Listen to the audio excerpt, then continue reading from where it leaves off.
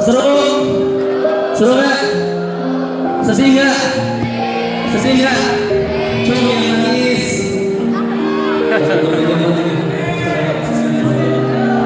Anak laki-laki ada yang nangis?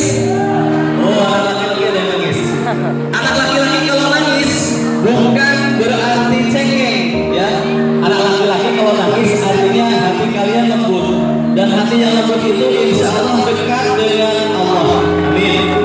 Anak-anak sekalian, di terakhir atau penutup kegiatan ini saya ingin menjelaskan sebuah gambar, sebuah lukisan di depan kalian yang tadi sudah saya jelaskan, sudah saya tanyakan ke kalian. Itu gambar masjid berkubah emas terletak di kota Yerusalem, Palestina. Masjid apakah itu? Masjid Al-Aqsa? Masjid?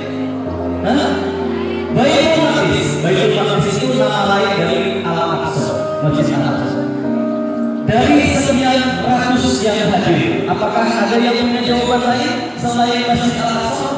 Ada yang punya jawaban lain? Ini masjid apa? Ada? Ada yang tahu?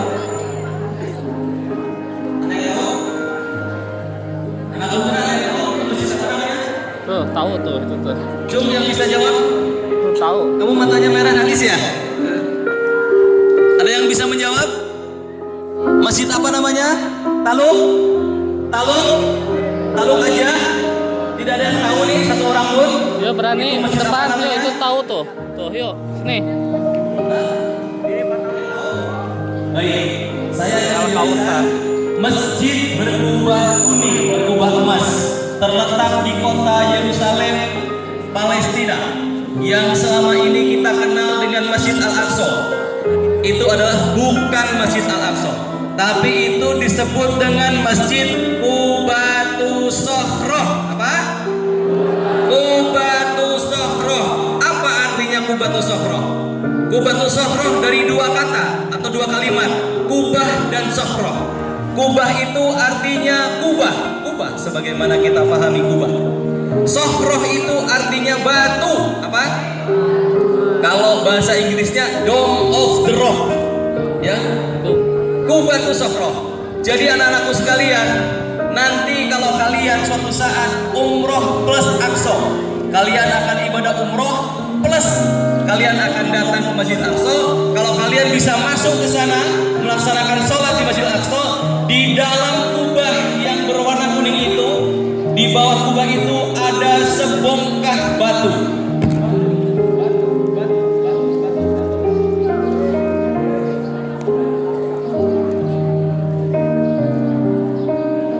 Cek, ada sebongkah batu.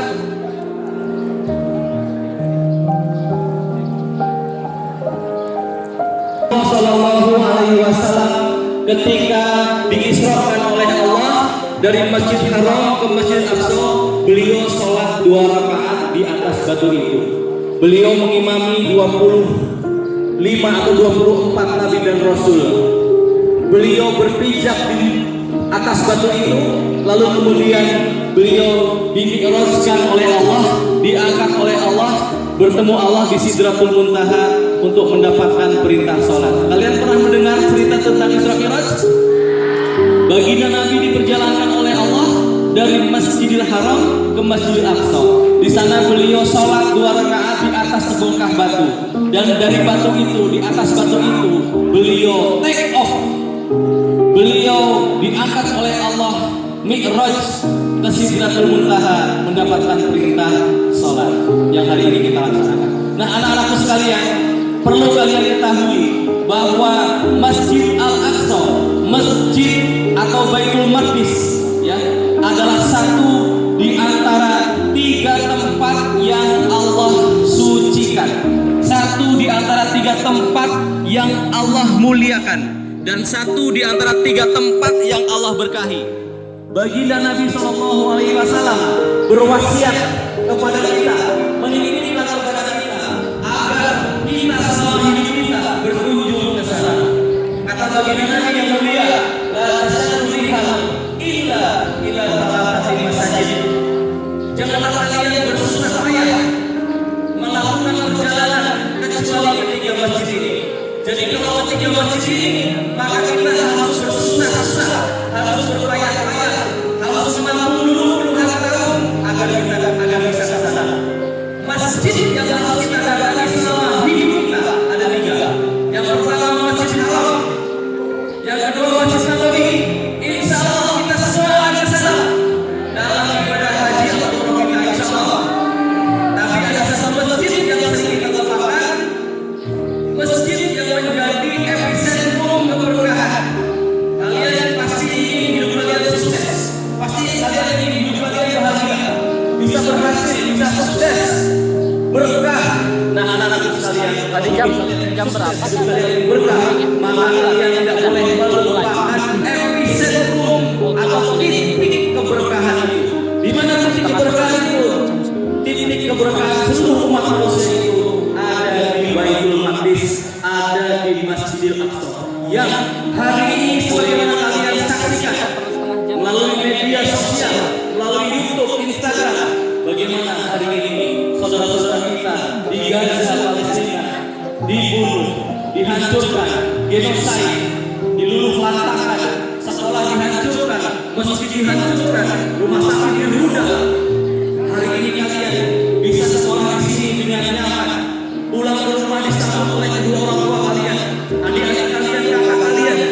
Hari ini saudara-saudara kita di Gaza, Udah siap ya. jangankan untuk sekolah, mereka setiap hari dihantui rasa takut, mereka setiap hari dihantui rasa cemas. Jangankan untuk sekolah, mereka tidak bisa menjamin apakah besok pagi mereka masih hidup atau tidak. Mereka tidak pernah tahu apakah malam ini rumahnya masih selamat dari hantaman rudal orang-orang Israel. Berapa banyak? 40.000 bahkan 50.000 anak-anak yang terbunuh, orang tua yang terbunuh, wanita yang terbunuh.